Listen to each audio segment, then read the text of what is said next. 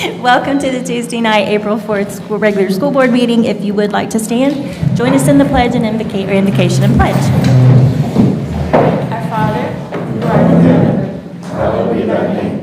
Thy kingdom come, thy will be done, on earth as it is in heaven. Give us this day our daily bread, and forgive us our trespasses, as we forgive those who trespass against us. Lead us not into temptation, but deliver us from evil. For thine is the kingdom, the power, and the glory forever. Amen. I pledge allegiance to the flag of the United States of America and to the republic for which it stands, one nation, under God, indivisible, with liberty and justice for all. If you will, please remain standing for a moment of silence for two phenomenal individuals that served Hendry County schools and students. The first is Miss Helen Irene Young. Ms. Young worked for the district from August 1975 until June of 1995 as an art teacher. The second is Ms. Salima Betty Carmona. Betty retired from Hendry County School Board as a paraprofessional in both LaBelle Elementary School and LaBelle Middle School, and we greatly appreciate for many years of her dedicated work. Betty survived our loving husband Ernesto and a great family in the LaBelle area. Betty was a loving woman whose greatest treasure was the family she built. She cherished making breakfast for her family every Sunday morning and breakfast treats for her grandchildren. Please join me in a moment of silence.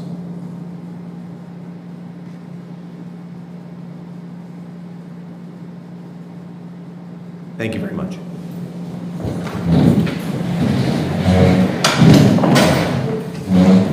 Mr. Superintendent, do we have any presentations at this time?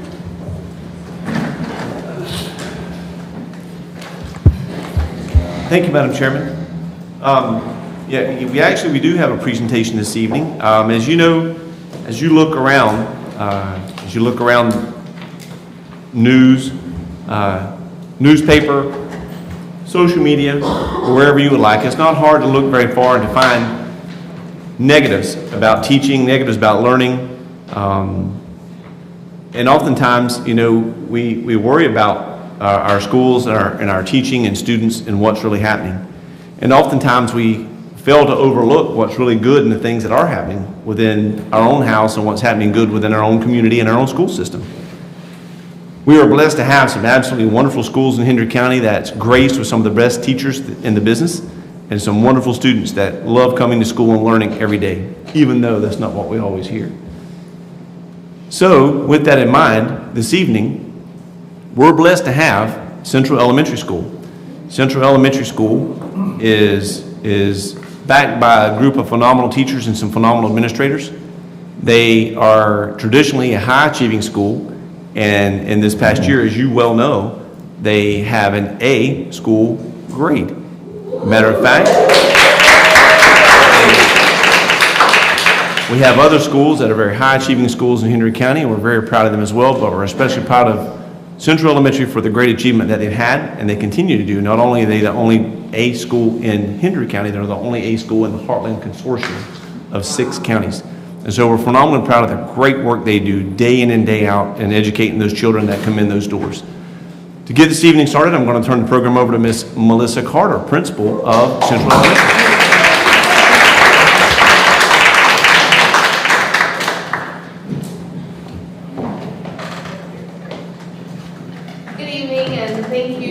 Great introduction, Mr. Swindle. We couldn't do it without our district support, our leadership here, and you guys have been tremendous, so we really want to say thank you. Another one is our teachers. Our teachers go above and beyond every single day, and we are a family at Central, and that is what we hold dear, and we love our kiddos dearly like they're ours. So tonight we're just going to kind of give you an overview of what's going on at Central, a little bit of data, and things that we're excited about for even next year. Our mission and our vision is, our mission is to close the achievement gap by preparing all students. Alexis will talk about it in just a second, but I believe for 2 years now we've been on the list of not being a TSI or CSI school with school improvement, meaning that all of our subgroups are being scored as 40% or higher proficient. So we really take ownership of all of our students being ready for college readiness and success in the global society. Our vision is to continuously improve upon that high academic excellence. There's always things that are thrown at us to kind of put a curve in there, whether it's new testing, new curriculum, but we do it while inspiring each student to reach their potential in a safe learning environment. Here's our district goals, which have been presented to you, and this is something that we start out the year with our staff. It's important for the district, so we want to make sure that we are meeting our culture goals, our academic improvement, and our literacy goals presented by the district. So this is a little bit of our data from last year, our state data. So you can see there's 18, 19, 19, 20 is blank there because that was our COVID year. When looking at data from iReady though, that 19, 20 year, when compared to all of the years, should have been our highest year. So 2021, we actually went down to a C with points, but the state gave us that B score from 18, 19. And then so really when you look at our scores, we went from a C to an A last year. So it was huge gains there, almost 80 points if you want to say. So very proud of our students, very proud of our staff. When looking at the proficiency and the learning gains, we're a little nervous this year because we don't get that learning gain point for reading and math. It's all on proficiency. So we're still pushing ahead and we'll go over our data from our students for this year. Another thing that we're very proud of is our comparison. When you look at the district and the state data, Central was very close or above the state data in every single area, except for our reading in 5th grade, I believe is where we were lacking. But everywhere else, we soared. And so really just pushing our students and holding the high expectation of proficiency. Some things that we are excited about. We are excited about being an A school. Woo! We started the school year fully staffed. We were very excited that we were the county Huddle Up Spirit Stick winners. Yeah. It's hanging in our front office. We hope we don't have to give it away next year. We're already planning. We are very excited. This is the second year first year that we've done the MTSS RTI intervention groups first thing in the morning. So we have worked well with our MTSS coordinator, Ms. Stone, and we have rearranged our master schedule. So every single day we have 8 to 10 groups that meet for 30 to 45 minutes that are meeting the individual needs of students for MTSS. And we have seen success in those groups from the fall, and then we are working hard on our spring groups right now. And to add to that, that is in addition to every student receiving small group every single day. So that is an important piece. So those students get really 2 intervention times every day, which is huge. We are also excited about our school building improvements. We're 53 years old this year. Our school is 53 years old. I have notes. We've got new ACs. We have plumbing updates. We have an awning out front, so we're not about that by rain during rainy day dismissal. And we just got a new VPK playground, so that's exciting. Thank you to Mr. Busen and the maintenance staff and the district that you guys have worked very hard, and we appreciate it. We try to work as best as we can, and I know the schedules, but they've done a great job with helping us out there. Yes. We are excited about our progress towards our school data goals. So we have school-wide iReady reading, math, and AR goals, and our students have been working very hard, and all of our goals will be met by May 1st. We are also excited about the collaboration amongst district schools with the planning and leadership. I think this is really the most in the past couple of years that we've been able to plan and collaborate amongst all of the schools. And kudos to Ms. Duncan for helping us with that. As administrators, you have to be able to bounce ideas off each other, and that's something that we've really been able to share and collaborate with, and I see that the new ideas and the frustrations, the good things are really being shared with one another, and we're all working great together. As Ms. Carter stated, we are not being listed as a TSI or CSI school by the state. We are excited about our newly hatched chickens and scoop. We have learned a lot about chickens this year and the life cycle. Chickens grow really fast, they're almost adults. And that's Come by anytime, you're more than welcome to see them, hold them, help clean. That's in our STEM class. In our STEM class, they have really been working hard on that. Last year they started the garden, and we still have the garden, and we're still doing things with the garden. But you know, Ms. Price has added another whole room to it, and the kids are loving it, So. We are excited about our staff and their determination to meet the needs of all students on a daily basis. We are excited for the PD days and how we are able to utilize those, especially the half-day PDs. We're able to sit and meet with our staff and go over data, dissect it, make plans for the future. We are excited about the completion of our library project and our parental and community support. So this is our growth data from iReady 1 to 2 for the whole school. And then next we'll talk about just 3rd through 5th grade. But this is from 1 to 2 because our K1 and 2 haven't assessed yet.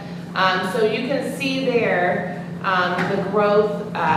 We always preach to our kids we want more green, more green, more green, less red. And so window 1 is over on the right, my right, and then window 2 is on the left. So you can see that increase there.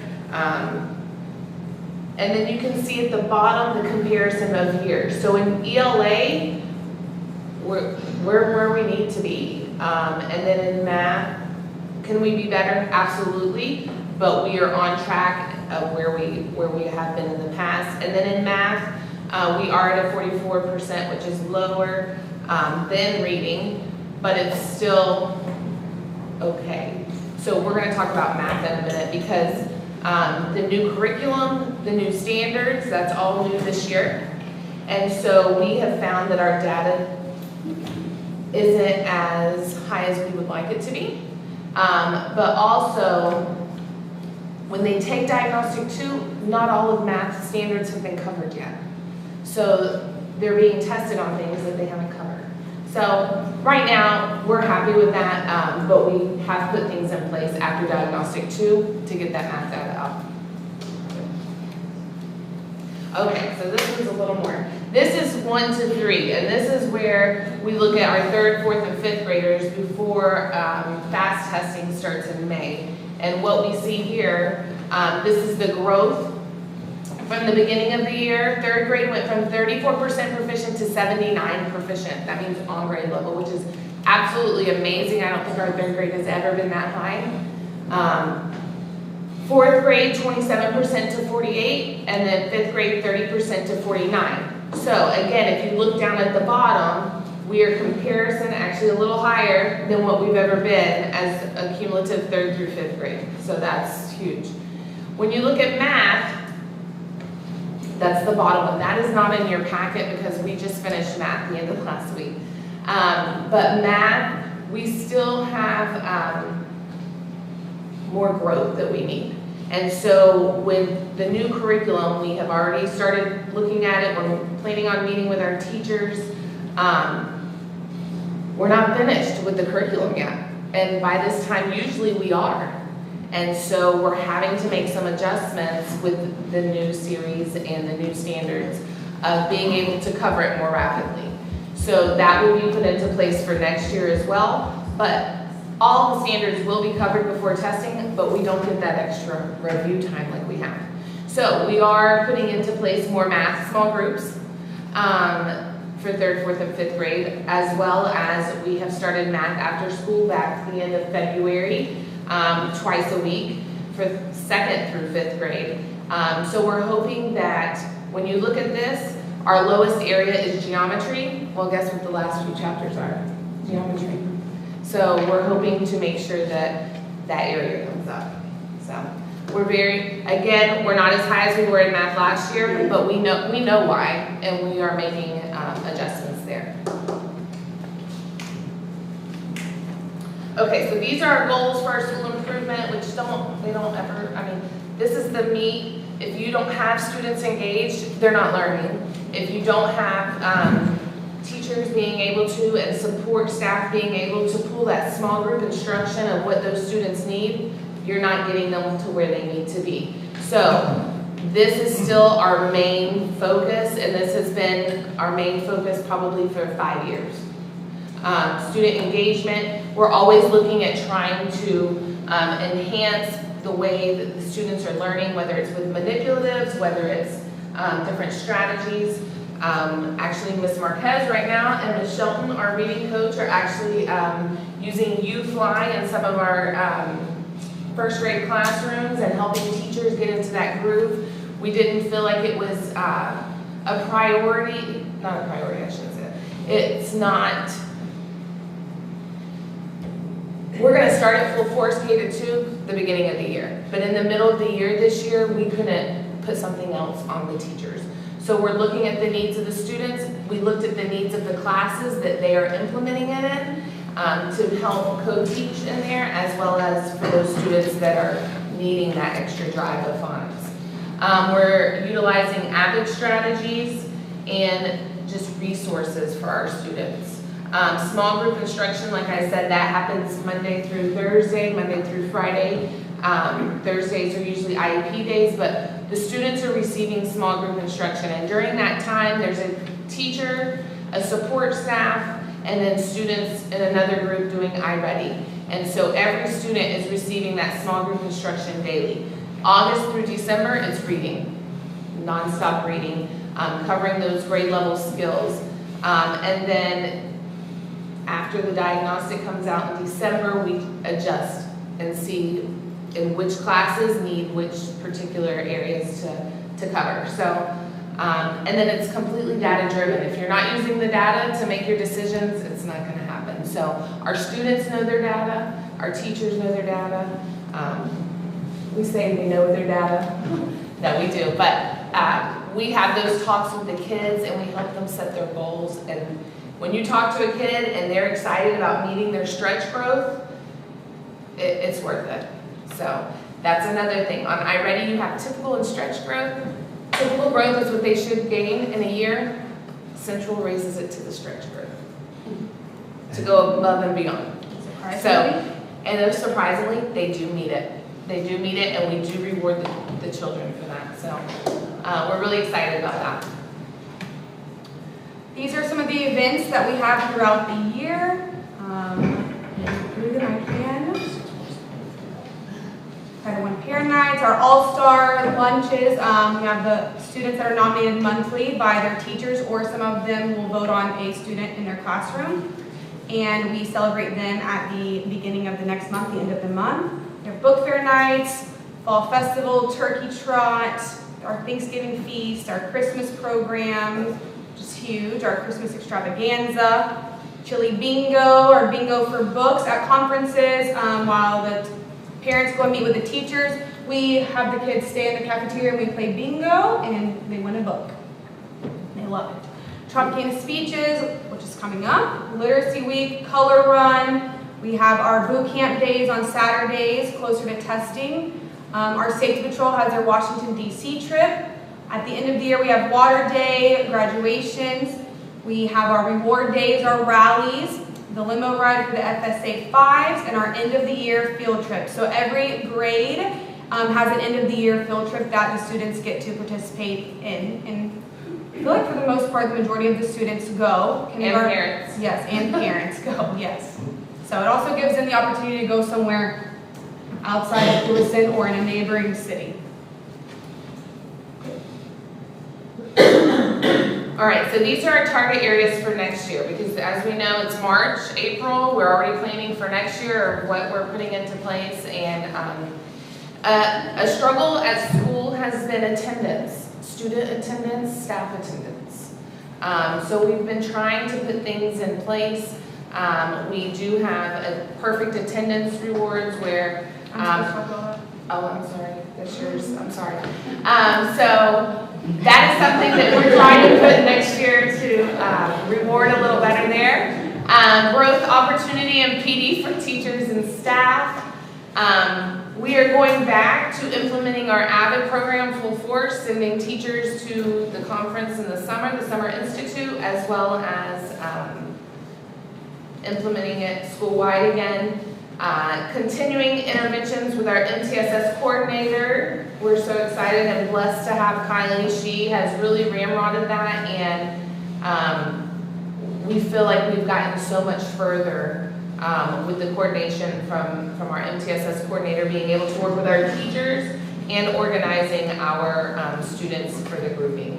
Continuous family and community support, and we are departmentalizing in our 4th and 5th grades next year. So that's a change. Sometimes change is a little difficult, but we are going to try it. We feel that the benefit for the students of going to middle school from 1 teacher for 6 years each year to 7 teachers in middle school is a huge transition. We also feel like for the teachers and the staff, they are able to really specialize in what they're teaching. When you think about a 5th grade teacher now being responsible of testing ELA, math, science, writing, that is a lot of pressure.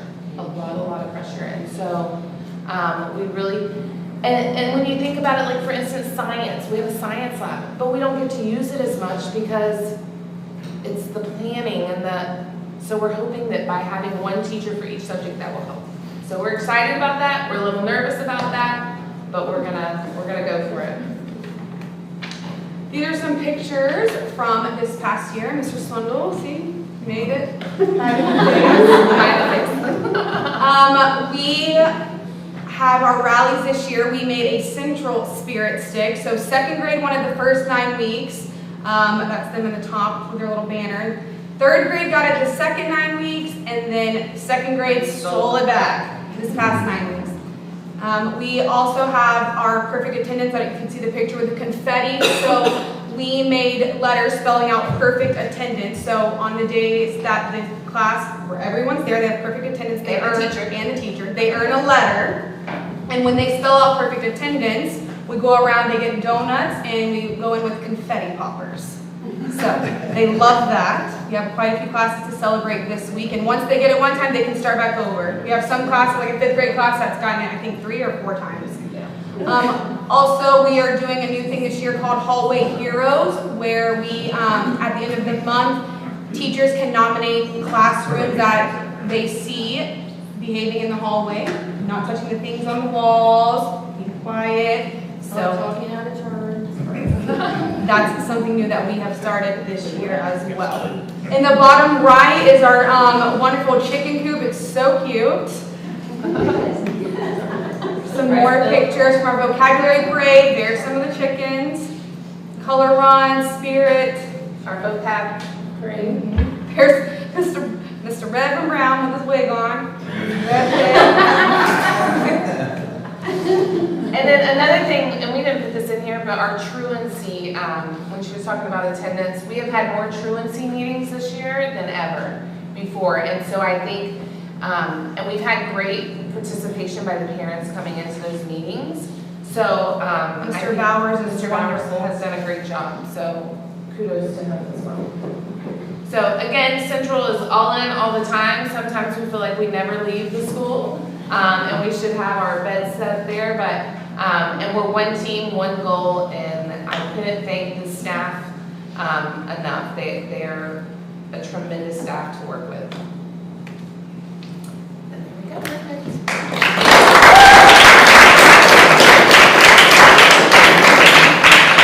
Any questions? I want to know who cleans all that confetti up. I know, I was going to say sometimes. That's like flashback nightmares to teaching, but yeah. But the kids love it. They do, and they pick up every little piece. And they'll take it home. Oh, awesome. Win-win. Madam Chair, Yes. through the chair, I would like to ask you to speak to what you guys are doing as far as parent engagement, empowering parents to be partners in their child's education. So we do a lot of communication through Class Dojo, social media. We have not had as many, there are some opportunities for parent nights to come in, and so we do like to plan those. We have had more students and parents come for our conferences than ever before. And yeah, PTO and our SAC have been okay attendance, not as much as we want. But there's definitely room to grow with the parental engagement support. But I will tell you that our teachers talk to our parents all the time. And I think that sometimes we spoil our parents in elementary because when they get to middle school, they don't have that. And so that's like their children. So they are in constant communication. We meet with parents continuously throughout the day and weeks when there is a problem or good things. You know, at the beginning of the year, every teacher makes the positive calls home within the first month of school. But I think that constant and open communication between the teachers and the parents is the #1 thing. Because I feel like we're constantly talking to them or helping parents communicate or teachers communicate with them. And when we see that there is an issue or a student struggling, we bring those parents in and let's talk and see what we can do at home. Let's see what we can offer here at school through IEP meetings, through MTSS meetings, through just a parent meeting, or parents will call, listen, we're having problems with our kid at home. What can you help us do? And we have those open arms to help as much as possible. I would echo that. I had a phone call today from a parent just saying how pleased and valuable the central staff has been to the growth and development of their child, and they just were floored by the efforts that the school has put into their child and the relationship that they have, and we're so very thankful. They do come to our extracurricular activities too. Yes. And I say that, and when it comes to education, our avid finders, I think, are very helpful for us. We send home the data sheets and the parents they sign off on it. So they're in constant communication when it comes to data, so they know what they're scoring, what they need to improve and grow in. And we've kept our communication. We have teachers that do weekly grades. Booklets though that go home that we provide through SAC every year, like that's the #1 purchase before anything else, and parents vote on that, staff vote on that, and they think that that's very important because that is a communication help with parents and staff. So even when those sad faces go home. I like the fact that you're doing the positive and Yes. I don't say negative, but you have to address both. So. You have to. We all have our bad days. Do your teachers still continue on with that positive communication, not just the first month of school, but like I used to put little sticky notes in their binder just to. They do.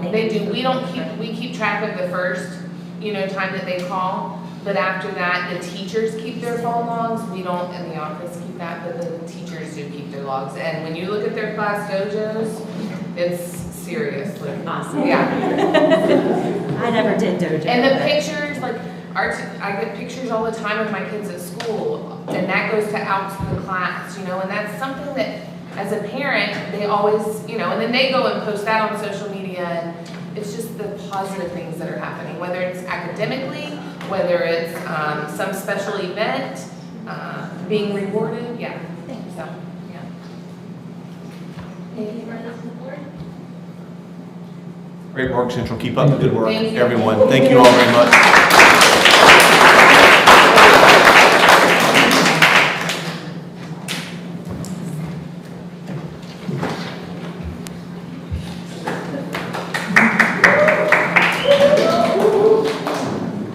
You guys are welcome to stay, or if you want to make your little escape now. Not that I don't like looking at you. Thank you for coming. Great support. Visit anytime. Come visit the chickens, please. Maybe stay. Yeah, I'll take the eggs. I don't You're want going the to chickens. say, Mr. Swindle, I have roosters you can take home. Chickens are gross. That's right. Just gross. They're so nasty. They are nasty. They're good to eat. Just saying. Okay, thank you. All right, at this time, Mr. Superintendent, do we have any citizen comment on agenda items? We do not. All right, moving on to consent agenda. Mr. Superintendent, may I have your recommendation on the consent agenda? I recommend the board approve the consent agenda as presented. Motion? Madam Chair, Yes, ma'am. can I pull 2 items? Oh, sure. I actually have 3 items. Yes, 3 items. Item D, approval of purchases. Item G, administrative salary schedule revisions. And item I, approval of the 22 internal funds audit. So D, G, and I? Correct. Yes, ma'am. Action items. Okay. Seeing the changes, we still have a motion by Mr.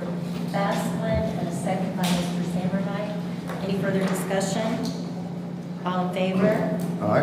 Any opposed? Okay, consent agenda approved. Action items. Action item A, new personnel allocation request, testing resource counselors. Mr. Superintendent, do I have your recommendation? Yes, I'll give you some background on this. The testing world is ever growing, and all of our schools struggle to keep up with the testing volume that we are having.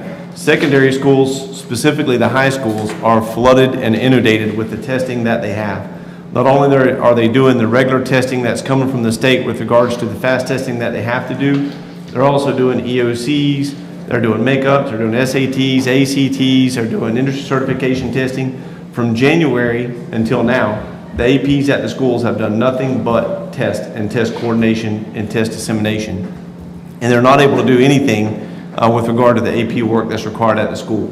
And it continues to grow. It's not getting smaller, it's getting more.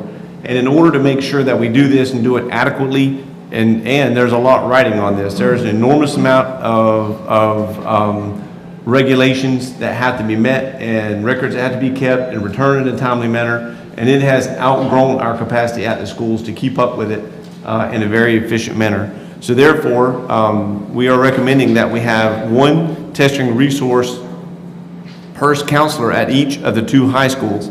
For the short run, we are proposing to pay for this out of the ESSER funding for the next 18 months, and then switching it to general fund after the ESSER funds run out. So unless you have any questions about that, then I recommend approval of action item A. I have a question. Yes, sir. So I happened to be meeting with the guidance counselors at Clewiston High School last week, and we were talking about how much work they have. Will their tasks will be reduced with the testing, with this new person? Because the issue is they really have hardly time to do what we would consider therapy or counseling because they're so busy doing these administrative tasks. Somewhat, the answer is somewhat, because they are involved with the testing a little bit, but we are going to bring another recommendation to you when we do personnel recommendations for the 23-24 school year. That's going to specifically address the guidance counselors. Good. Thank you. Yes, sir. All right, have a recommendation. Madam Chair, I do have some questions on here. I know we see a lot of different job description changes. Please correct me if I'm wrong, but wasn't the MTSS coordinators on level also supposed to do testing coordination as well? No, I don't think so. They're MTS is specifically for the multi-tier. Well, that's good. I would prefer that. And then, so in the information that we do receive, one of them is our enrollment information. And I like to keep up tabs on where we're at. I'm looking at LaBelle High School, and the last enrollment was 1415, and Clewiston's like 961. Clewiston already has an additional dean, an additional administrator.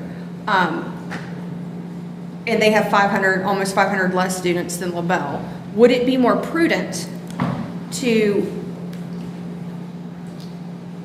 either move that allocation to LaBelle or give LaBelle the testing coordinator position? Like give them one, but I don't see how, if we have an additional administrator at Clewiston High School and then with 500 less students, then we're gonna add an additional counselor administrator here to help out the administration, when we already have one that is an allocation there for 500 less than at LaBelle High School.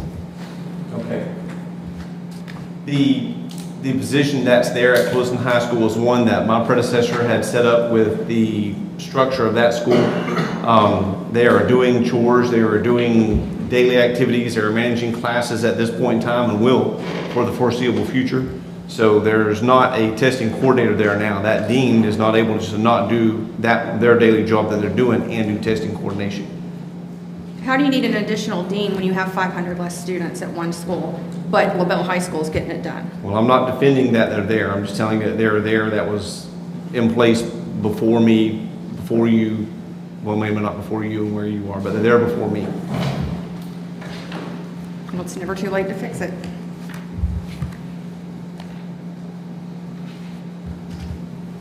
That concludes my questions and conversation.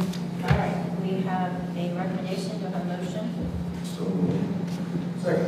Okay, we have a motion by Reverend Brown and a second by Mr. Vasselman. Any further discussion?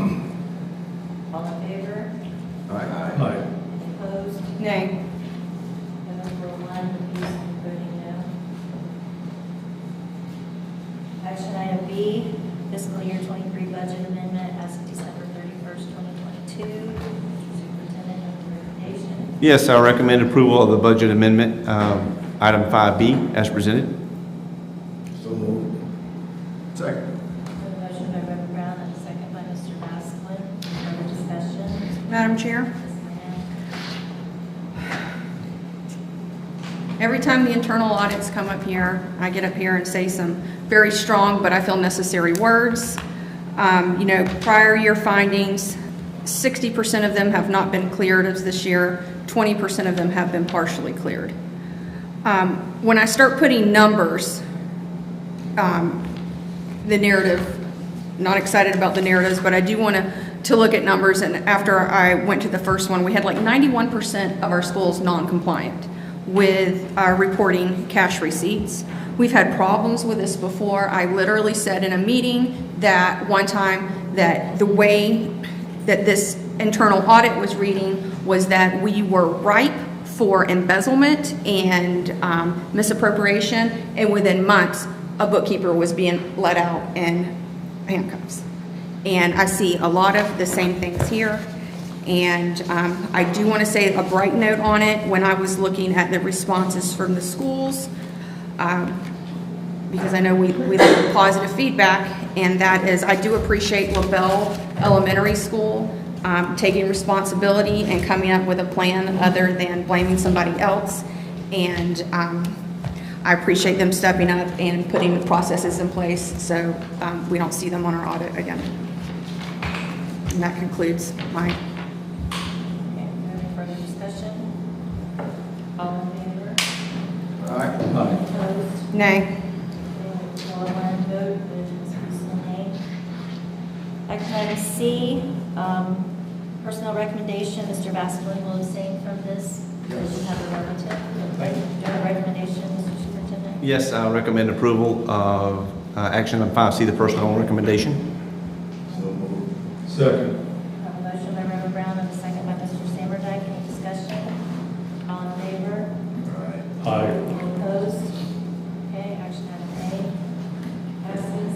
Action item D, personnel recommendation. Mr. Brown, you will abstain from this. Mr. Superintendent, do I have your recommendation? Yes, I recommend your approval of action item 5D, personnel recommendation. So moved. Second. We have a motion by Mrs. Thompson and a second by Mr. Sammerdyke. Any further discussion? All in favor? Any opposed? Okay, action item D carries. Action item E, purchase of 2024 Bluebird 29 passenger conventional school bus. Mr. Superintendent, do I have your recommendation? Yes, just to give you some background on this item of business as well. This is the Lewiston Agriculture Department. They have a couple different land locations in a farm about 20 miles out of town, and as well as multiple other events that they attend throughout the state. And the size of the program has grown to where you can't take them in said vehicles. We're out taking multiple vehicles and trying to get them and things they need there has just become an issue.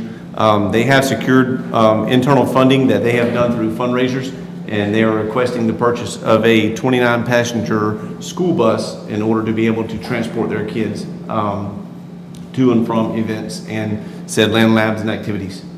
So therefore, unless you have further questions or any questions, I recommend approval of action 5E, the purchase of a 2024 Bluebird 29-passenger conventional school bus. So moved. Second. Okay, we have a motion by Mr. Vasquez and a second by Mr. Simmerdike. Any further discussion? All in favor? Aye. Any opposed? Okay, motion carries. New action item F, which was consent agenda item D, approval of purchases. Mr. Superintendent, do you have a recommendation? I recommend approval of, let me see, is it F now? Action item F? Yes. Okay, action item F, approval of purchases. Second. A motion by Reverend Brown and a second by Mr. Vasquez. Discussion? Madam Chair, on our invoice, our PO for Florida Southwestern State College, we have a total of $67,000 and change for our dual enrollment for fall. I would like to request a little follow-up information on that, as it does apply to an agenda item, to find out how many credits were paid for and how many credits were earned via completion. Would that be an ask? Like, would that be some information that would be available? And does the board support knowing that information? I'd like to know that. Is that possible? You want consensus on? Yeah, I think so. Credits earned, is that the question? Yes, credits earned, how many credits were paid for and how many credits were earned? Credits earned in the fall, because this specifically is for fall of 2022. Just fall 22. Okay. Thank you. All right. We have our motions. All in favor? Aye. Any opposed? All right, approval of purchases. New action item G, which was consent agenda item G, administrative salary schedule revisions. Mr. Superintendent, do I have a recommendation? I recommend approval of the administrative salary schedule revisions as presented. Do I have a motion? So moved. Second. A motion by Mr. Vasquez and a second by Reverend Brown. Discussion? Madam Chair, on our agenda request, it has, we're supposed to check off one of our strategic plan goals, and this doesn't have an alignment to that. And I was wondering what the benefit would be to changing the names of these positions if we're not going to be changing responsibilities. There was some feedback that we had gotten from some oversight when we were being looked at through, was it DOE or who? Where's Dr. Staley? There was some oversight that we had gotten and some recommendations when they were reviewing some of the stuff to make it more aligned with other like-kind positions in other districts rather than some of the terminology and positions were the same that they had been for years. It is not any allocation funding-wise difference, it's just updating and upgrading some of the nomenclatures of how they're recognized. Okay, that's understandable. Will that facilitate and make a comparative wage and benefit analysis easier, since you'll be comparing apples to apples and oranges to oranges? Correct. Okay. All right, that's all. Only question I have on that. All right, all in favor? Aye. Any opposed? Okay. Action item G carries. New action item H, which was consent agenda item I, approval of fiscal year 22 internal funds audit. Mr. Superintendent, with the recommendation. Yes, I recommend your approval of the fiscal year 2022 internal funds audit as presented. Motion. So moved. Second. Motion by Mr. Vasquez and a second by Reverend Brown. Discussion? Madam Chair, so you're much more soft-spoken than I, and I got backwards on the amendment budget and the internal funds audit. And I would just like to say that I would like to move my comments about the internal funds to attach to this action.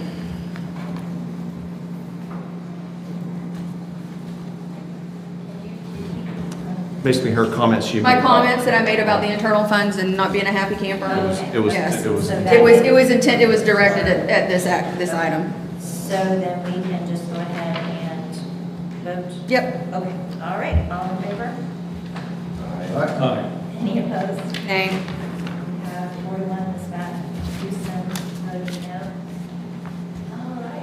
Ms. Houston, does that affect your vote on the other one? I mean, it passed. It wasn't an intentional nay, but it passed, so. Unless you guys want me to amend it, you want, Just for the record, I just wanted to. because I think we'd have to do another action, like an amendment, wouldn't we, Molly? Yes, through the chair, that is correct. You would need to make like a motion to reconsider that, to vote on it again. Okay, so, Madam Chair, I'd like to make a motion to reconsider my initial vote on action item B. Second. Thank you. The motion made by Ms. Houston and a second by Mr. Standardite. Any further discussion? Okay, change has been made. All in favor? Aye. Any opposed? All right. Okay, I think I got everything you need to change, correct? You did. Okay, let's go on. We have no old business. Attorney Shattuck, do you have any legal updates or information for us this evening? Thank you, through the chair, members of the board. Just so that you know, you may have seen the wonderful Ms. Collins was able to get me a clock. I have been using it, this countdown clock. I'll use it for public comment, but you also voted in your protocols that on action items, you'll, for the discussion portion of it, you'll have 3 minutes each. So I have been using it. So if you do want to see how I'm using it, you can just look up there. And I'll let you know if you run past the 3 minutes, and then in which case, we'll move on to if anybody else has any discussion, comments. If they don't, you can circle back around to the person who was talking, but just to keep things moving. So I just wanted to let you all know about that feature. Thanks. Is working okay? It is working okay with this room, more so than the other room. Sometimes there's a little bit delay. It'll work, but sometimes I have to mash the button a few times. But outside of that, yeah, it's working great. Okay, thank you.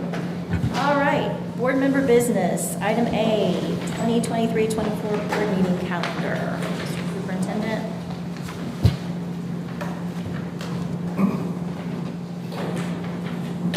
Yes, ma'am. As you can see, we have presented the recommendations for the 23-24 fiscal year board meeting agenda. And so unless you have any questions or changes or amendments you would like to see there, then I recommend approval of the 23-24 board meeting calendar as presented. So moved. Second. Motion by Ms. Houston and a second by Mr. Standardite. Any discussion on the calendar? Madam Chair, I just don't feel like we get enough time together. And that concludes my comments. Okay, on that note, all in favor? Any opposed? All right, we have a new board meeting calendar. That threw me. All right, board member business, item B, Florida Chamber of Commerce Learners to Earners Conference. Ms. Houston, would you like to tell us?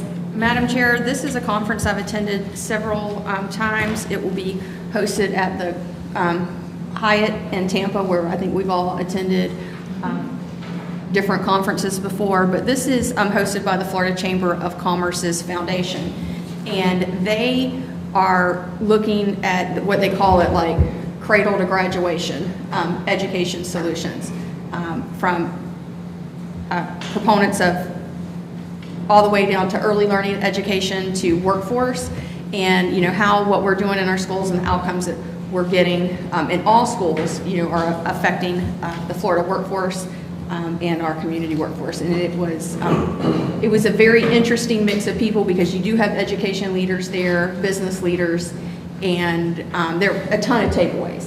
And I just think it was valuable for the the skill and information I'm trying to develop, and it's something I would encourage anybody, if they have the opportunity to attend, to participate in. And it's only like one night, so that's good, in and out.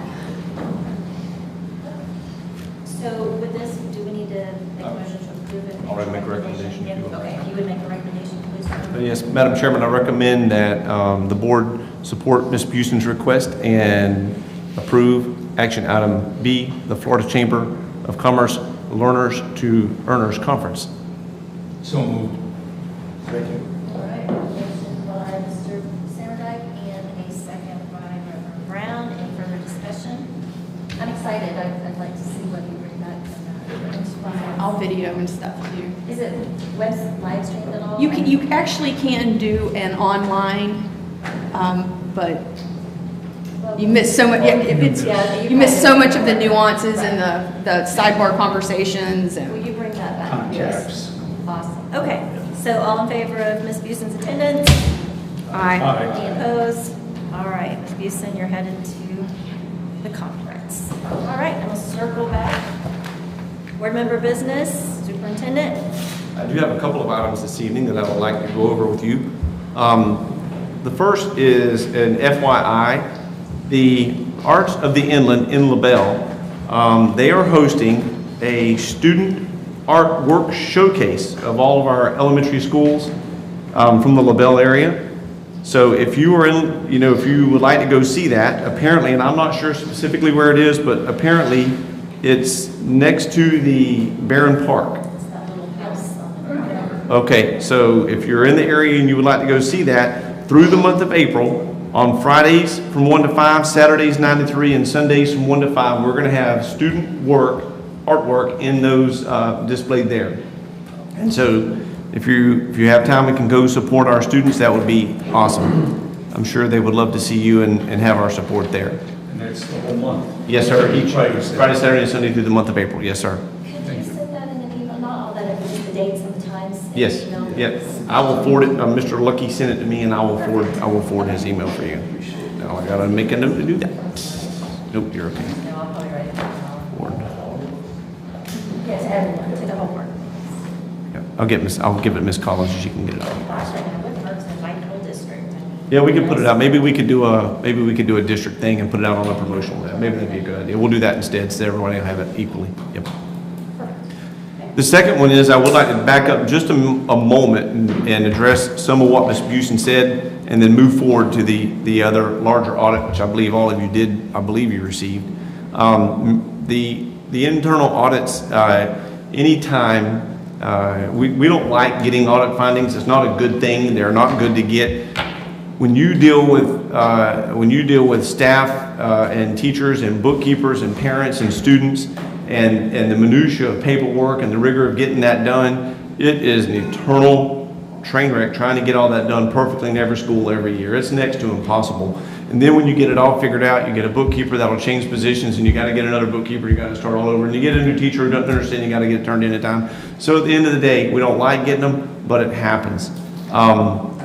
We are exploring the opportunity of going to a cashless district and looking at that very seriously for everything that we do, whether it be going into a ball game or giving money for said fundraisers.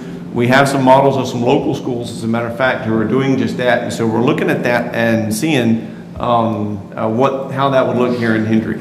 It takes the cash out of the equation. It takes a lot of the paperwork, minutia out of the equation, makes things a lot more streamlined, presents less opportunity for fraud or for thief and anything. Not that I believe fraud or thieves happening necessarily, but it removes that as a temptation that anyone may have.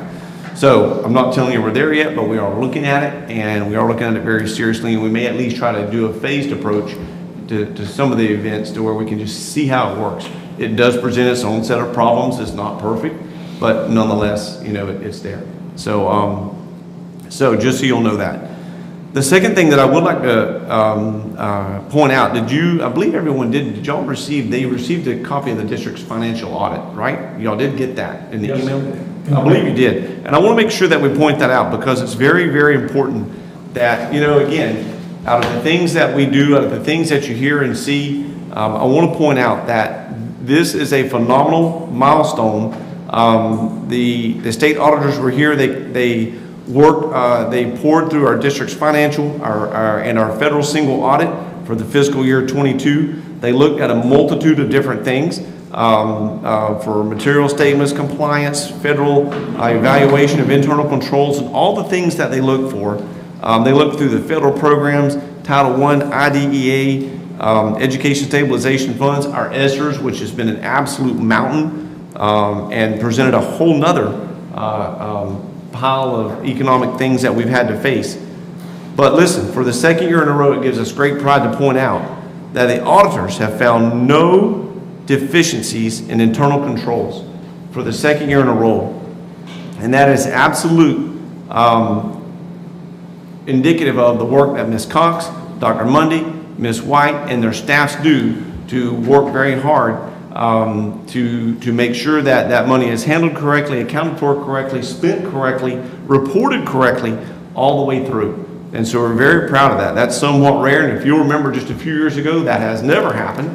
And so the fact that it's happening now, and even our internal funds, is not where we want it, but it's definitely better than what it was. And so the things that we're putting in place and doing are working. The people that we have handling these situations are doing a phenomenal job. And I can't say thank you enough to them. That keeps us out of hot water, and we don't have to go back and do a lot of backtracking and redoing of the bookkeeping and procedures with the state. So great work, team, for those of you that had your hands in that. Thank you very much, and keep up the good work.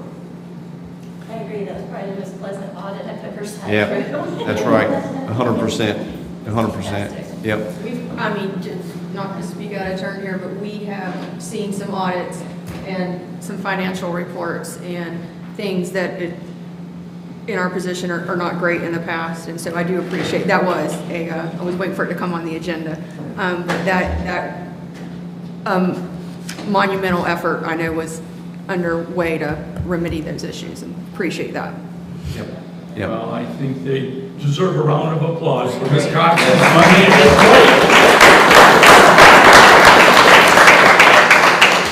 And Dr. Mundy and Ms. White, they're a part of that too, because they hold a big chunk of that. And their team, in conjunction with Ms. Cox and her team, they've all done a phenomenal job. So good work, everyone. And the last thing that I would like to talk to you about is please bear with me for a few minutes, and I'll do the best job I can to kind of wrap your mind around the direction that we as a administrative leadership team feel like is very important for us to look at this point in time. We have 1,000 employees, 10 school sites, a good handful of other sites, that we do ancillary services, businesses, adult schools, and school buses. We have equipment, we have all types of things that our students and staff engage in every day. We have risk. We have a lot of risk. With 1,000 employees alone, we have risk. What we do to hedge against risk is we purchase insurance.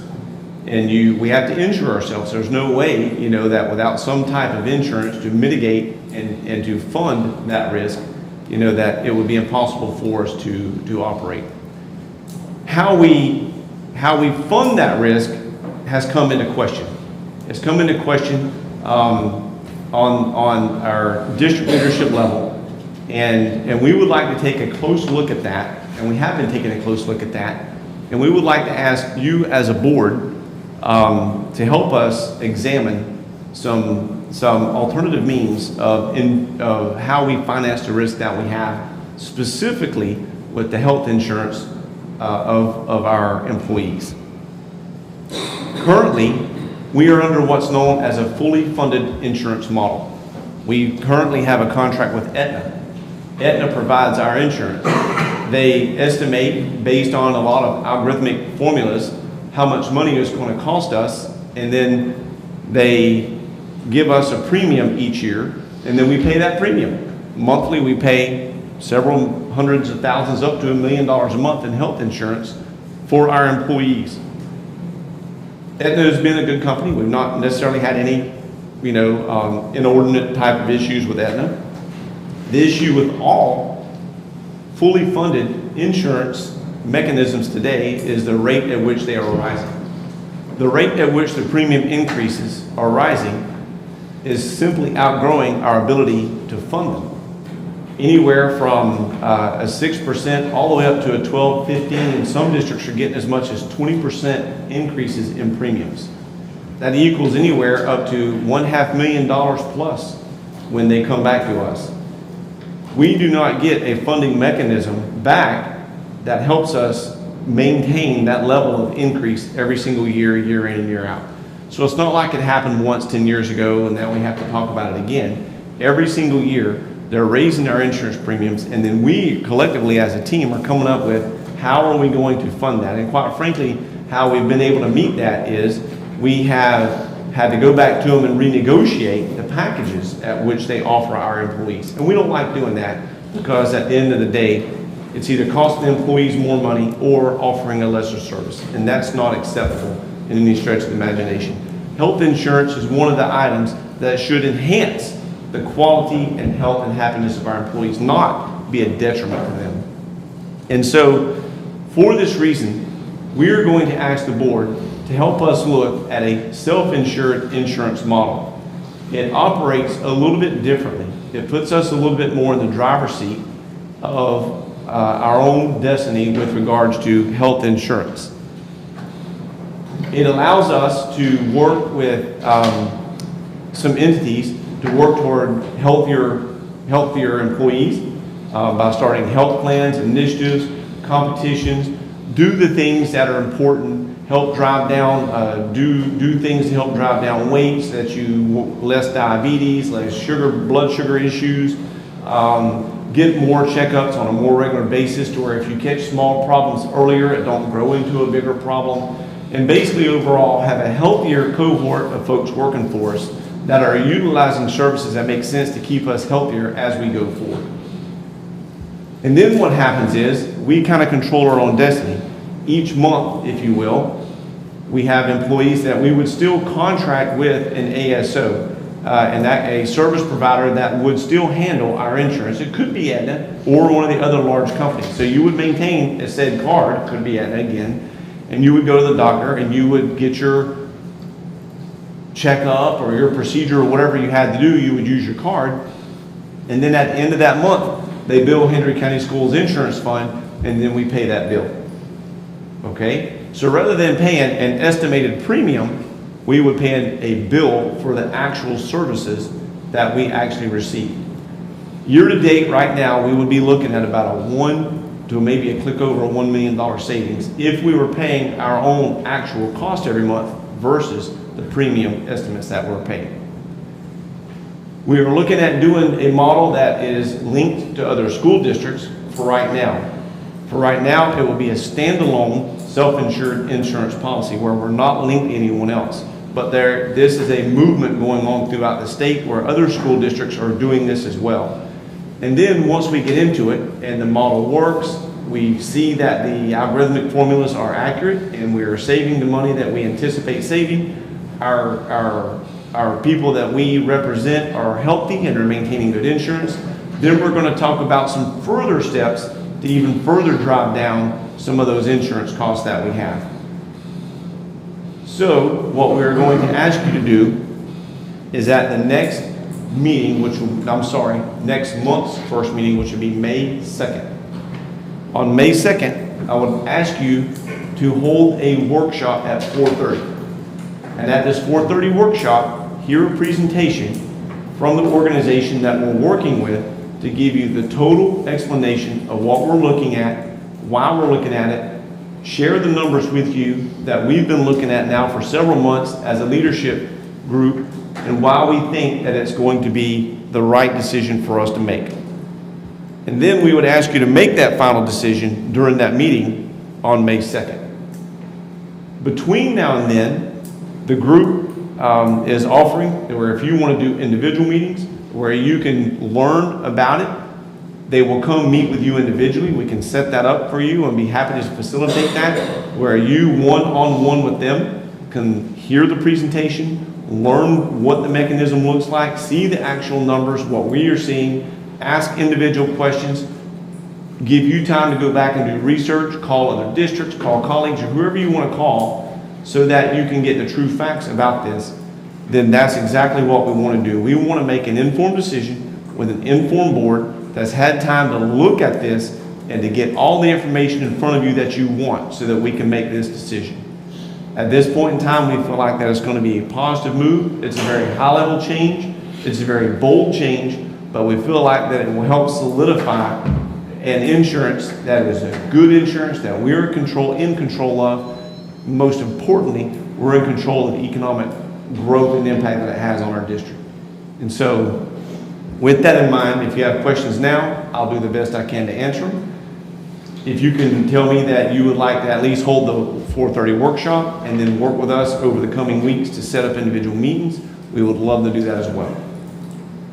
Would this still provide family insurance? That's correct, yep. So really you see no difference. What happens insurance-wise is nothing. The only thing that changes is how do we finance that insurance that you have? Is it fully funded up front, or do we self-insure it monthly as we go along from our own coffers?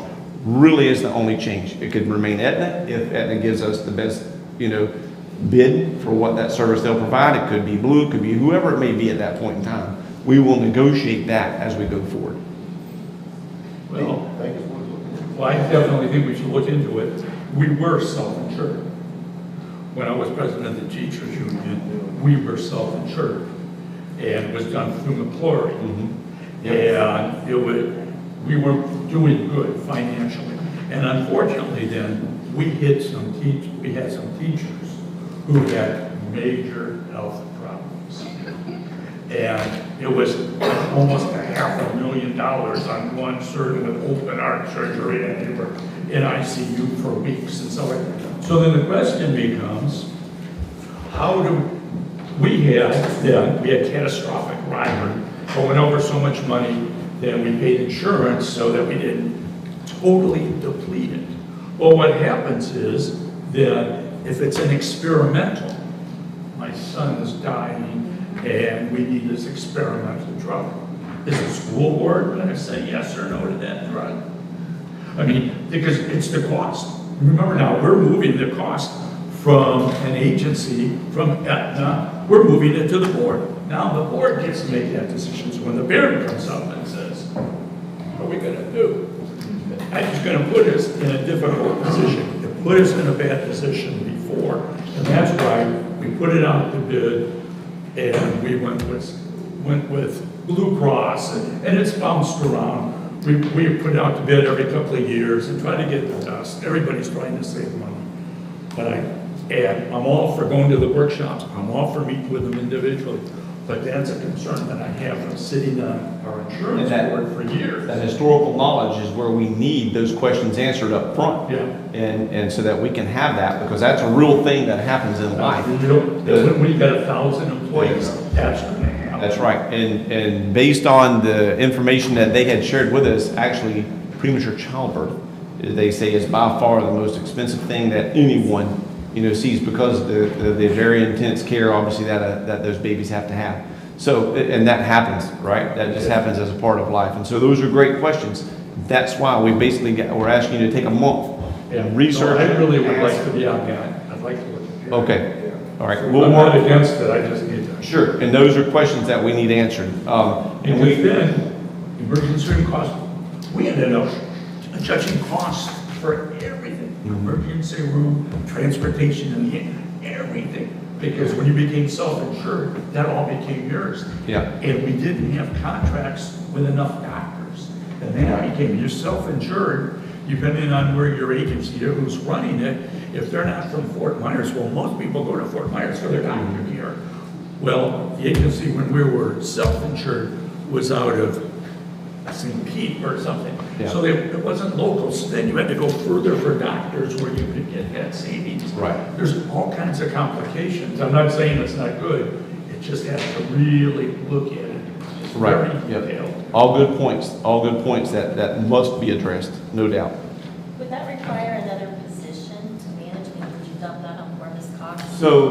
So what happens is you basically hire a you contract with what they know as the ASO. The ASO is like I said, that could be Aetna, could be Blue, and they basically handle it. Okay. They handle every bit of that. In-house. That's right. Okay. You could do that if you want. I would certainly recommend letting the ASO do that, handle it, and negotiate with those doctors and take care of that as you go, and us not doing that. Now, as you go forward, we do foresee an in-house person helping do things like manage that contract with the ASO, with driving a lot of those health initiatives down, managing those things, providing the competitions among the departments and the schools, And so, yes, it might, but the theory is that it should more than easily pay for itself, because in the self-insured model, as you save money and you drive all those costs down, that's savings to us.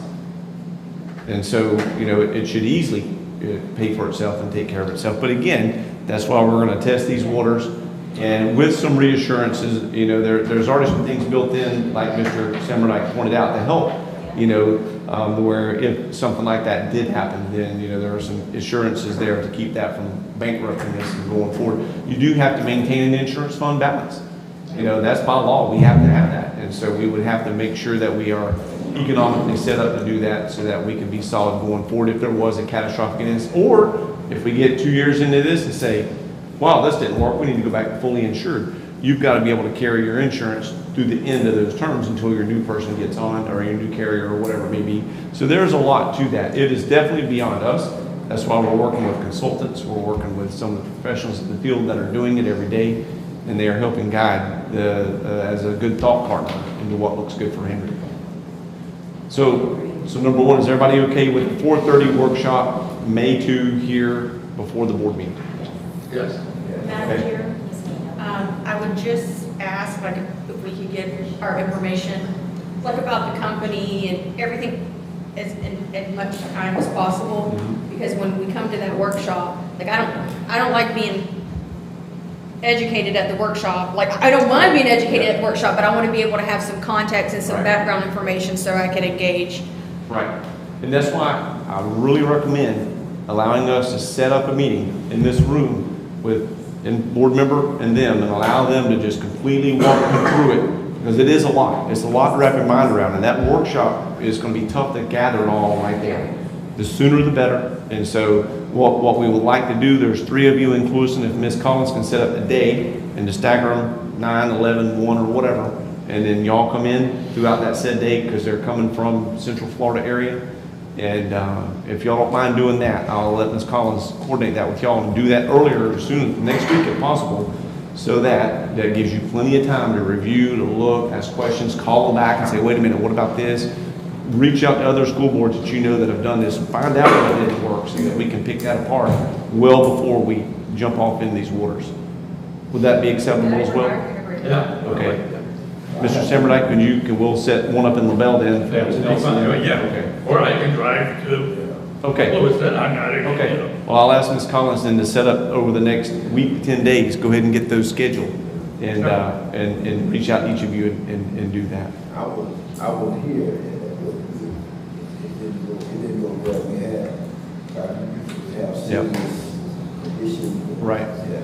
Right. Well, please make notes. I mean, it's those of you who have the intrinsic knowledge of what did not go well, we want that addressed. And so please make notes and bring to them and ask them to answer that. Will healthcare still be free to employees? So that's everything is negotiable. Again, the healthcare to the employees won't change. Only how we pay for it monthly is really the only thing that changes. Does that make sense? Yeah. So right. So we can negotiate that. We can change what we want to on that today, even regardless of what we do. I think we use that for, getting people to come to work here. That's right. It does help. And ultimately, what I would love to see happen is drive that down. If we can save $1 million+ a year, we need to talk about how we can drive that cost down for us, the employees, perhaps dependent coverage. And that's one big thing that I hear a lot from our employees, is how much dependent coverage costs. I know that I've got one teacher that has 2 children, and she basically had to drop insurance so she could afford child care. She couldn't afford both. And so that's a real issue that should not happen. And so we need to look at that in ways that we can help them, either through this, through other auxiliary insurances, companies, coverages, or some way, shape, form, or fashion. Do you know how much we were involved in it at the stand now?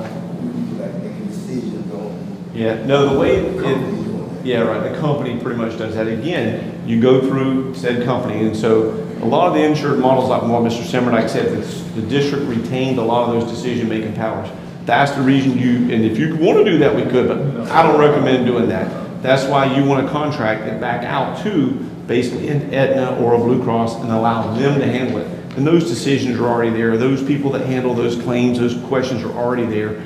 basically what they do is they handle that. On March 30th, they send you a bill from everything that got billed to them for March, and we stroke that check to them. That's really the only difference. So there's ways of doing it today that's a little bit more advanced than it was when it was really self-insured with us handling it all ourselves. Right. So basically the same way that the insurance works now, it should work then the same Correct. way, except for That's the only difference. So if someone has to go to a particular doctor that they may have the customer going to, now that particular list that we may have, Right. can they still go there? Yeah, same. It's the same as now. So if it's Aetna, right now we may have a doctor not on it, and they have to petition or whatever they have to do to go there. That piece will not change. So now we could change. I mean, if Blue Cross came in and really undercut and offered us a great deal on the ASO, they may have a different selection of doctors or a different way of doing that, but that can happen no matter if we're self-insured or fully insured. That really doesn't impact that. Good questions, though. And that's important. It's important to our people to know that they can still go to their doctor and they can still get their prescriptions and they can still, and so that's important, and we're working on that. The company specifically has a phenomenal prescription plan that they want to wrap into this, and they said we'll probably see our greatest savings in prescriptions because the markup on the drugs are just so incredibly high. So, we're really excited to be able to wrap all that together and to be able to bring that. Our bill, our insurance still rising each year. And we have a lot of people that were ill, seriously ill. So what's funny is our actual claims went down, but the premium went up. Don't get me started. My staff just grins and shakes their head when I get on my soapbox about that. Market average, boat prices are higher. I don't know, but for whatever reason, they justify it and they say, well, the trend is going upward, so we've got your trend needs to be more in your premium. So we went down with the claims and. That's right. Yep, and that pushed me, that's essentially what pushed me and staff over the edge. We said, we're done. We've got to do something different than this. We can't allow these companies to keep coming to us with these exorbitant increases. And we have to do something about it. And again, it's outpacing our ability to pay for it. Right. So that alone, was what was getting under my saddle. We have to do something to reel that back in. But one time we were coming from this company. That's right. And let me help you understand something there, because this is my prediction is this is what's going to happen. We don't all necessarily agree on this on staff, but we'll see. So when we change this model, Aetna and Blue Cross, they don't want us to do this. Why?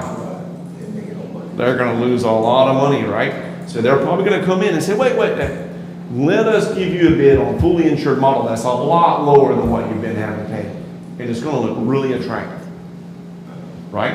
That's how they keep us, in, or that's how they keep us from making these changes. I'm going to encourage you to stay strong. This is a high-level change we need to make to put ourselves in control and not allow somebody else to dictate to us how much premium increase that they're going to give us. So that could happen. I think it's going to happen. Staff don't agree with me. They think they're going to continue raising the price, but we'll see. I remember, I may have some of the verbiage wrong, but I remember at one point we were trying to, piggyback, but to join with another county. Yep. That's right. That was done, yep. How that worked out. So it's called pooling. Okay. And so, yes. So again, for the first year, maybe two, we're going to be an individual self-insured school board. And there are multiple others throughout the state. And what we want to do is look at like kind and size districts. We don't want to team up with Palm Beach. There are reasons you don't want to do that. That could hurt us. But you could pool with your like kind and size districts that have about the same number of people and about the same type of medical care that we have, because that way our claims become pretty much the same. The difference being the ASO and the doctors would much rather have a contract with 3,000 people than with 600 people. Does that make sense? Right. And so we would get better rates, better pharmacy rates, better doctor contracts, and things like that, further driving down the actual cost that we would have to pay month by month. So we are going to look at a pooling model, but it won't be for the first year, maybe two. It may take us a couple of years to get there. We want to make sure that what we're being told and what we see is actually going to come to fruition like they say it will, and that it will work that way before we get in bed with other districts and it costs us money rather than save us money. You may have insurance for the insurer? Yes, so we will reinsure. Even with that, we will still turn around and reinsure certain parts of it. But what happens is the cost of that insurance goes way down because the number of incidences is very small. So those high, cases to where a said person may need an experimental drug or, the unfortunate premature children that are born, you purchase a whole separate insurance for them, but there's not that many of them. So that insurance really individually, it doesn't cost a whole lot. So we will buy an insurance policy that covers just those high cost ones. And then there's different layers for, okay, we're going to insure this, and then for the first, we're just going to pay for it out of our budget, so it doesn't cost us that. So there's different layers and way of doing it. And specifically, that's what they will show you, those layers and amounts, when you sit down with the consultants and let them talk to you about that. And I do want to point that out. The people that we're working with are consultants, they're not agents. They don't stand to make money. If they, whether we do this or not, they don't make money. If we go forward, they don't make a percentage of it. They're consultants. They're paid for a fee to do a job. So that was really important to us as well. They're not trying to sell us on something so that they can get a percentage of said sale. So that's really important. We already have Cyber, am I saying that right? Cyber, that is our one that's on the books that we use, and they're on board with us, and they're going through every bit of this with us, and they're working with other consultants to bring us this data and information. So it's important to know this is not an agent doing this that's wanting us to do this so they can get a percentage of anything. But my last question would be, how much would we be involved after you go through with this as a board on the day-to-day? We wouldn't have any. That's correct. At this point in time, you would not know a difference from your board chair on a self-insured versus fully insured, except for maybe on a monthly basis you would approve said insurance payment. That would be about the only difference. Rather than once a year, you approve now, you approve that contract once a year, once every 3 years, or whatever that contract term limit may be. Decisions making and all that we done by someone. That's correct. That's correct.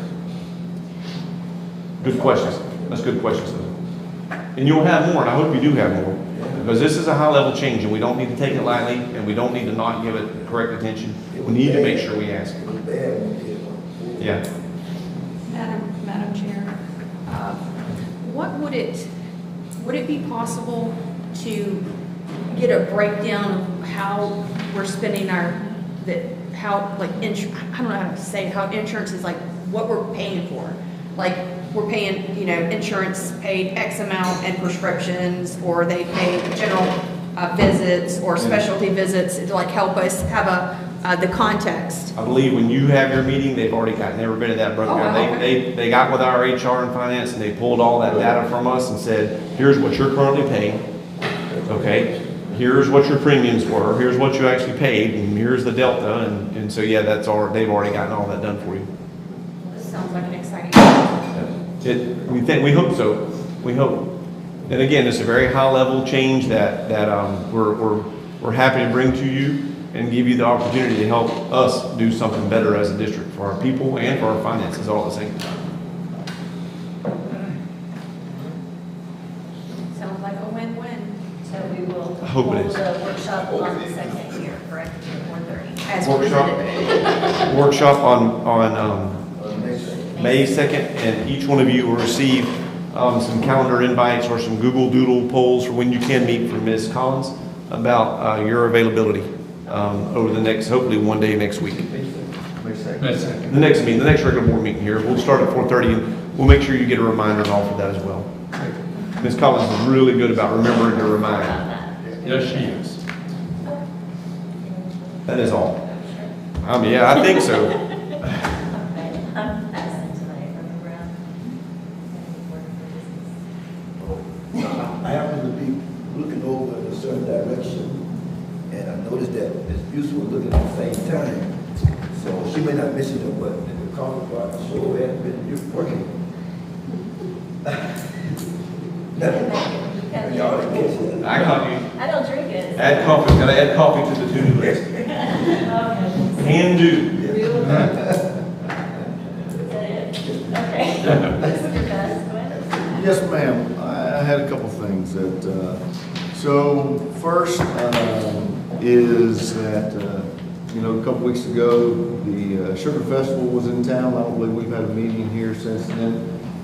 So I just want to say for the people that attended or didn't attend or don't know or do know, but U.S. Sugar did a very nice sugar festival, and they've kind of tried to broaden it out a little bit. I got to give them credit where the Sheriff's Department and the Police Department did a softball game, and it benefited our kids.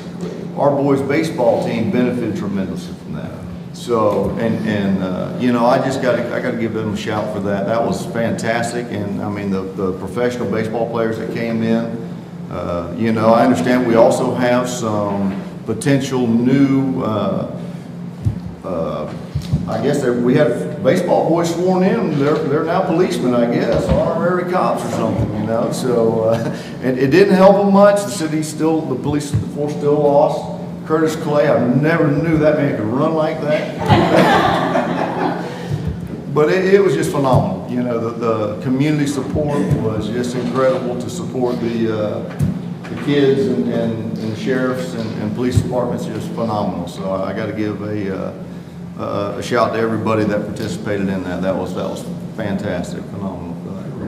You know, so and then secondly was so. I don't know if anybody else got this, but I had several contacts or people contacting me about Facebook posts. And so you know, I know we had meetings. We sat here and had protocol meetings and all this stuff. So I encourage Ms. Busen, I mean, I'm going to direct this to you on your Facebook page. So, 3 examples tonight alone of we sat here and we all said we wanted to get along and do this. There was a question that could have been asked to the superintendent ahead of time that wouldn't have taken up time in the meeting. Now you did post some stuff on there that was. There was some accuracies in some of it. I will agree with the fact that community meeting or community board is supposed to be in place. And I called the superintendent to ask about this information. And he has informed me that in fact that is in the process. Is that correct? That's correct. And so now the other side of it is, Ms. Busen, I'm not really sure where you came up with the information of the rebranding, the funding of the rebranding, but I checked into that as well, and we're not allowed to even use that money, that half-cent sales tax, and that's what stirred people up, is the half-cent sales tax. That's absolutely false, and it's not being used for rebranding. It can't be. Am I correct in saying that? That's correct. And so I'm just not sure why, you know, that couldn't have been asked to the superintendent directly I would love to as answer. well. You know, so that things like that just shouldn't happen. So I'm just kind of Mr. Vasquez, I'm protected by First Amendment rights. I'm a constitutionally elected officer. There was poor communication, written communication, that did not clarify. It was heavily implied. And before I made my comments, I sent that, you know, in talking about having direct conversations, it's a little appalling to check your email and find out we're taking on such a monumental effort without like any board discussion before that. And then the way it was communicated was poorly communicated and heavily implied that that was the case. So if you want to start pointing fingers, I wouldn't be doing it at the colleague, I would be doing it at the superintendent, because there is a communication expectation that goes both ways as well. And when I find out about something on Facebook, that's where I'm going to address it. But if somebody wants to call me and say, hey, this is what's going on, and fill me in, and then that's the way I'm going to communicate and address that. But I'm just meeting energy right now. But thank you. Thank you for your comments. Well, I was a little disappointed in the meme that was included with your. Y'all should pass a resolution. Well, I'm just saying, you voted for these protocols to be professional and positive, and Nobody said anything about positive. That's your narrative. That is not mine. you put our picture, this entire board, in a meme that does not represent the way that I feel. Ma'am, I took an image off of a public website. Throw in your colleagues out there, if you No, I was talking about what I was asking for.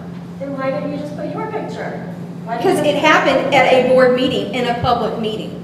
I still think it was unprofessional. Well, I'm sorry you do it that way. Mr. Dustman, do you have anything further? No, ma'am. Mr. Slamerdyke? Well, as a matter of fact, Ms. Yetta, I kind of time tonight. I just want to make sure before I get started. No, the comments portion of the meeting's not timed. Okay. Thanks. Good. So I was sitting with some teachers at the elementary school, and we were at the lunch table, and they're getting close to retirement. So we were talking about their retirement, what they thought they were going to do, and they both said, I wish I'd known a little more about retirement earlier on. And so I was surprised by that. So I tried to figure out retirement. So bear with me as I go through this a little bit. And right now, if you do 30 years in our district and you have a bachelor's at the top of the scale, you get $72,000. If you have your master's, you get an additional $2,550 a year. That's part of our contract. So then you'd have $74,500 would be your top of your scale when you retire. Why is that important? Because for every year you worked, if you work 30 years, you get 1.6 times the number of years you worked. So you take 1.6 and multiply it times 30, which is the state time you can retire, you get 48%. Okay, that's what your retirement would be after 30 years at 48%. If you take, and I think everybody should have their master's, it benefits the students, you learn more about the educational process, and it behooves you to have that additional $2,500 a year, and it's in your contract with the teachers union that you get reimbursed by the county for those classes over time, right? So anyhow, point being that 48% times the 74,500 is $35,520. So that's would be your state retirement. I'm sorry. I want to see it. Oh. Then I said, well, once we have that, you have to pay taxes. So taxes and Social Security, you're still paying into Social Security. I put it at 25%.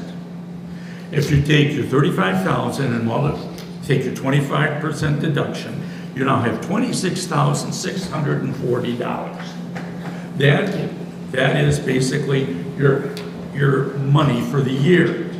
Now, you have that $26,000 as a teacher who's worked there 30 years. They walked through here, we shook their hands, we thanked them for their dedication to our students, and now they're at this point.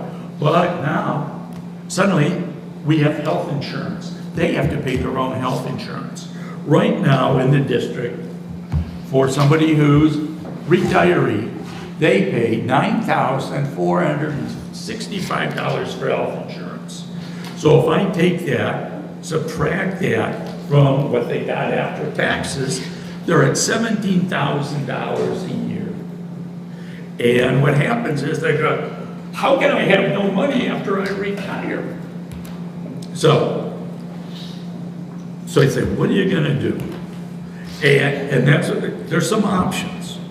There's a 403B, you see these guys selling it in the teachers' lunchrooms and things like that. There's a Roth IRA that you could be, there's different things you could do. What happens is, a lot of teachers, after their 30 years, they go into drop. They have to go into drop because they don't have any money. The difference in the drop is, remember that $26,640 that they would get from insurance? That gets held in a special account.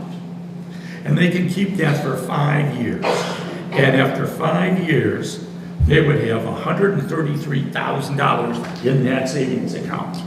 Well, the state, this is kind of interesting, the state, there's House Bill 239. They wanted to extend drop, and that's the deferred retirement option plan. They want to extend it to 8 years because they're having problems finding teachers. Well, if you do 5 years and drop now, you gotta leave. That's the deal. So the state legislature is trying to change it so you go to 8 years.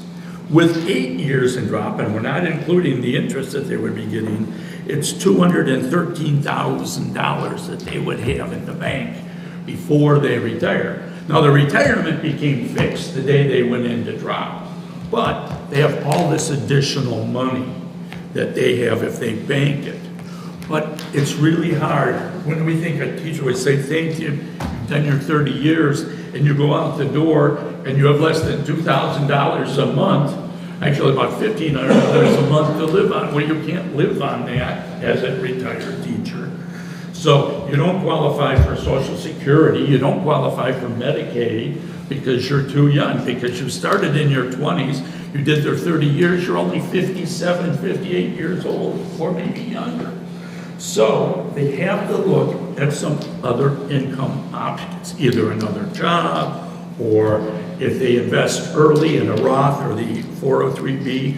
Those are the types of things that I think these teachers, when I was sitting with them, just didn't get it because, oh, retirement, I'll worry about that when I'm in my 50s. Well, if you wait until your 50s to start thinking about your retirement, you miss the opportunity to do these things early.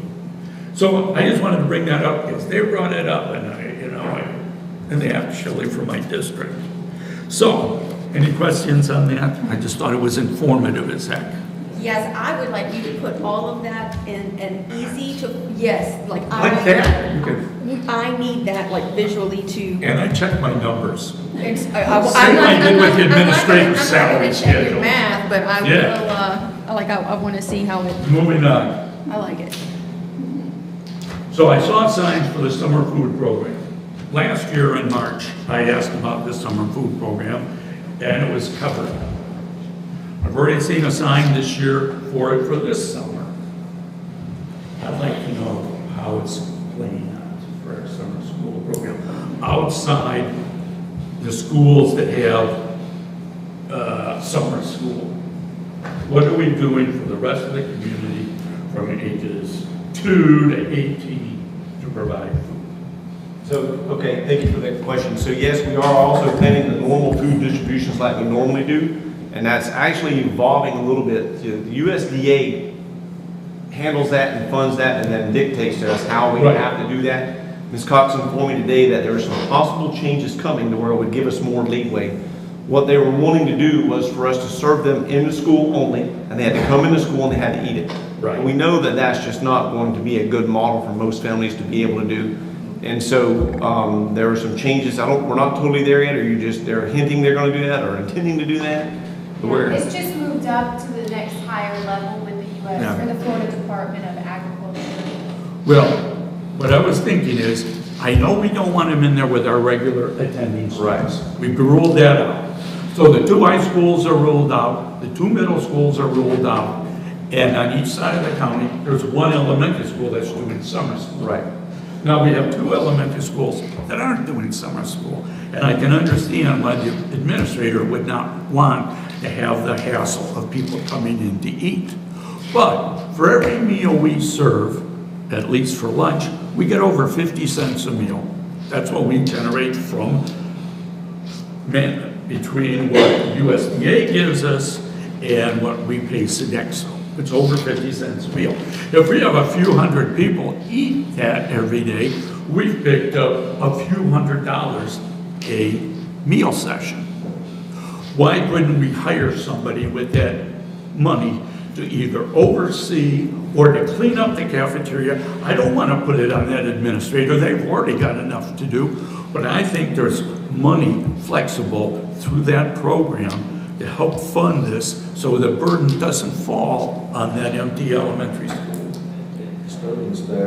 Somebody, we just pay them half a day and they come in and they sort of sit there and they clean up. They do. And Sodexo works really well with us to be able to make sure that if the cafeteria needs cleaning, that all happens. That really is not the conundrum as much as just being able to get the food where it needs to be. We would love to be able to get it out more or let them come pick it up and leave. We think that would be a better model. Well, I do too, but if you can't do that, that conundrum then becomes, we don't feed anybody unless they're in our school. Right, and we're doing that. We're gonna make sure that there's a site, there will be sites where they can come in and get food and eat if that's the only option we have. But again, the best option would be, and we're hoping to get there, that we have other options besides just coming in.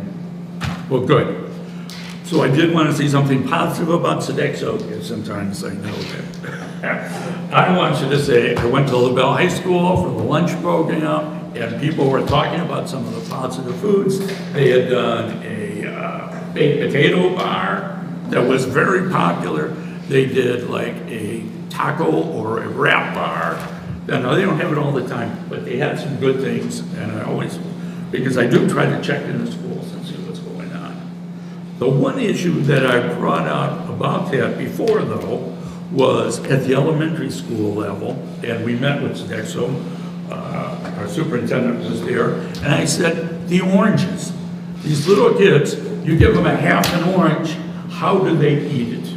They stick their nose in it, they try to bite around it, their fingers get all greasy or all sticky. It's impossible. Sodexo said, we're just gonna cut it into sections, easy peasy, they just pick it up and eat it. They don't. But that's not happening at a lot of the elementary schools, even though it was promised in February when we met with them. In some schools, they did it for a while, but I'm sure that's a little labor intensive, but they're supposed to have a machine where they just drop them in there and they peel it and split them. The other issue, small as it might be, is the ketchup packets and stuff like that. When you have pre-K kids trying to open a ketchup packet, they can't do it. So I'm at Eastside Elementary School, and we have the staff going around with scissors, cutting open, and I'm sure at Central and everywhere else, we have our staff ripping open these ketchup packets until they can hardly hold them themselves anymore. And it just seems like a poor usage of time when Sodexo had promised just to give them a little cup or give it to them on their tray already open so the kids didn't have to mess with that. And those are two issues. If you're in the cafeteria in an elementary, and I'm not talking about the middle school, high school, those kids can do it. But the pre-K and the kindergartners and the first graders, they struggle with that stuff. So we do it. Well, when I followed up, I'd seen the giant container, and I don't know what the right name of it, where you put it, you squeeze it, and I've seen some in use. Now, I didn't go to all 10 to make sure they were, especially the babies, but they did buy them, and I did see them at least 2 of the East side, they weren't doing it. They do have it now? Okay, great. I'm just saying, I do try to support them when they're doing things. I thought that's still can use all over. Right. All right. Let's see. So I think that does it for me. Madam Chair, I have also been getting a lot of phone calls, but these are about matters that are important to parents. And one of a pattern I'm getting, and I'm sure, you know, hopefully you guys are getting calls to, are about discipline issues. And so I keep hearing it like the narrative. I was like, you know what, I can answer this question, and it's specifically about sending, you know, kids enrolling in OLA in lieu of expulsion. And so I was looking, because I'm trying to wrap my head around the number. And so I was able to find the enrollment in OLA, 126 kids in our district in that program. But it does not indicate where these kids, where their school of service is. So that would be if they were at like Clewiston Middle School and we're going to OLA. Is there a way on our enrollment to show that that's where that kid came from? Like their school of service? Not on the, well, we could do that, not on that. So they have to register as a whole as student. But you're just saying you want to know where they come from. Yeah, okay. I would like to know, you know, I think, you know, what I know that has, you know, been the mechanisms that's using to hold kids accountable for vaping, like, I want to see where it's coming from. And to ensure that we are being effective in our response to these children. You don't want to, I mean, because I'm hearing about some like exceptionally academically gifted kids with no prior offenses ending up in situations in here. And, you know, I really want to look at, are we being effective in this model? Is it deterring. I mean, because I know that, you know, that no tolerance policies are, the main purpose is deter people who would consider doing that as well. But when you're looking at 126, I don't know if it's a deterrent. There's 1,000 less referrals today than there was a year ago at this time at LaBelle High School. You think it's deterring? Well, you know, I don't get that information, so I'm hearing a narrative, and that's why, like Mr. Bassman wants, I'm trying to clarify it with you and the administration. So I'm also, who is overseeing the OLA students and ensuring, to the best of their ability, participation and compliance? Mr. Sanchez and his staff. Okay. But I would like to see where these kids are coming from, and I want to make sure that what we're doing, you know, show me the numbers. If it's effective, I'll say it's effective and pat you on the back. So, I mean, I'm just looking for that information. Also, I would like to request that all board members are included on mass communications generated by the district. And What communication? mass communications, you know, like it's going, a text message is going out to all the parents in the district. I'd like to be, I think, board members, so we know what's being communicated, that we are included. I think that you probably just have a program where you just put a phone number in. Is that all board support that request? So when I'm not talking about like schools, not like every single school. Yeah, that's what I was No, gonna say. I don't know all we have, the class we and would have, go-go stuff and all we would that. have to get our own switchboard operator. But, the important ones, like you get, you know, there was anything that's coming from the district in general, like overreaching important information. So anything coming from the superintendent and his direct staff, not. Yeah, not schools, like anything that is a district-wide communication or directive, Can you give me an example? like a text message. Like we use, The content. okay, like so we use a text message to say there are, okay, here's a good example. There was a train accident, a truck accident, and getting students home is going to be later than usual in Closton. Something that, in general. If that's a district-wide, like it's something that's coming out from, like on that level, I'm not looking for like petty stuff, but like that helps us understand like what's being communicated to parents, because parents will, you know, call you and say, why is my kid not home yet? Do we have this issue? And then you can be like, well, I didn't even know there was a situation at the railroad tracks and it was delayed. But just to know like the general, what's coming out of administration office, because I mean, I'm the only parent of a school-age kid here, and so I just think it would be, if it's going out to parents and staff, like I would like to be included in that. I mean, what's so hard about putting 5 other phone numbers in a text message system? I mean, it doesn't cost anything. It doesn't really require effort from the staff. And, you know, it's that direct communication with your board. And I think that's important. Do we, like, ask for consensus or make a motion? Ms. Busey wants her number. I think you need to have her number because the board does not. Sure. So I've never had a parent call me asking me something. I really don't have parents contact me for things like that, honestly.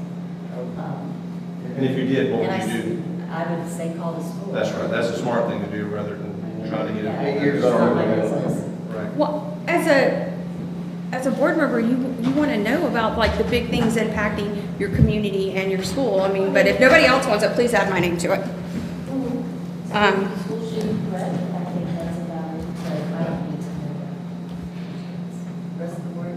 Well, you could put my name on, or my number on there. If I don't like it, I'll stop it. How's that? At least I'll try it. I'm not against having a little more information. Sometimes I feel I'm out of it a little bit.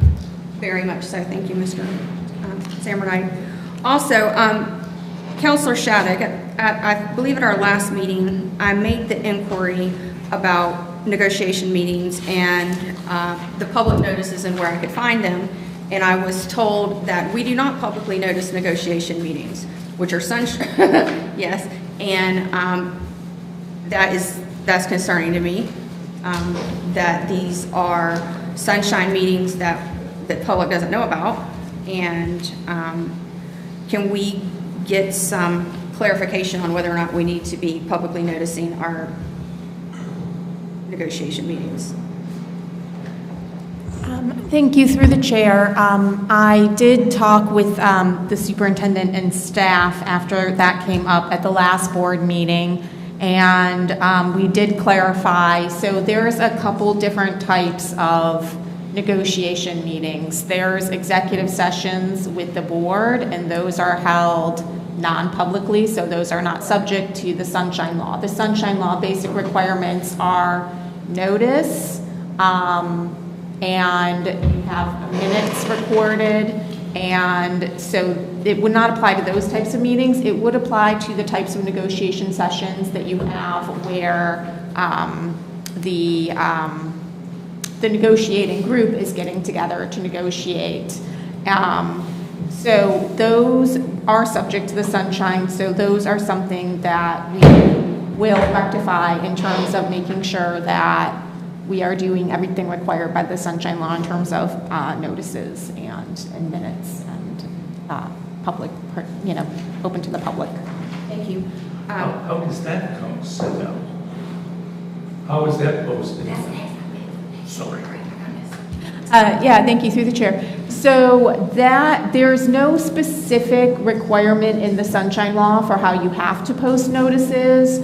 So just basically you want to make sure that it's done in a manner that it's serving its purpose. So, maybe having it on the district website in some place that's going to be easy to see, maybe posting it on the door of the meeting room, things like that. What you want to make sure is that it's not hidden somewhere where nobody's going to see it. You just want to make sure that it's, serving its purpose so that it is actually in a place where people would see it. Madam Chair, to elaborate on that, I would love to see a spot on our website, like at the top, where you can go for any kind of public notice, whether it's a meeting or school board meetings, negotiation meetings, and even like things like our request for proposals and stuff like that we put out there, that we want people to look at.